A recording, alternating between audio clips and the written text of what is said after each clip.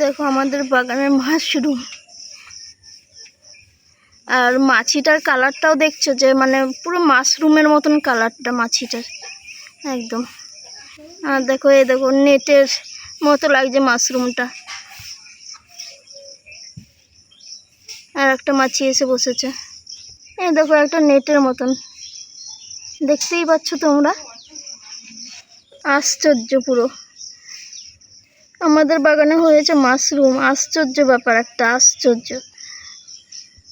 যেটা আমি দেখার শখ করতাম, সবসময় আফসোস করতাম, সেটা আজকে আমি নিজের চোখে দেখতে পাচ্ছি, নিজের বাগানে। তাও আবার অনেক হ্যাপি লাগছে নিজেকে নিজে। দেখো মাছিগুলোও ঘুরে বেড়াচ্ছে মাশরুমের উপরে, ওরা ওদের খাবার খাচ্ছে এখন সকাল দিকে। দেখো কত মাছি বসেছে, সব মাছির কালারগুলো মানে মাশরুমের উপরে ঢাকাটার মতন।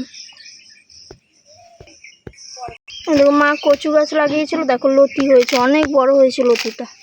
মা এখন ঘাস, সকালবেলা বাগানে এসে ঘাসগুলো পরিষ্কার করছে। এই দেখো বন্ধুরা, গাছে মোচা হয়েছে, কলা গাছে। মা মোচাটাকে পেড়ে নেবে। মা দেখেনি, সকালবেলা এসছে তখন দেখলো, দেখে বলছে যে গাছে মোচা হয়েছে, দেখেছিস? আমি বললাম যে হ্যাঁ, না দেখিনি, এখন মানে পারবে।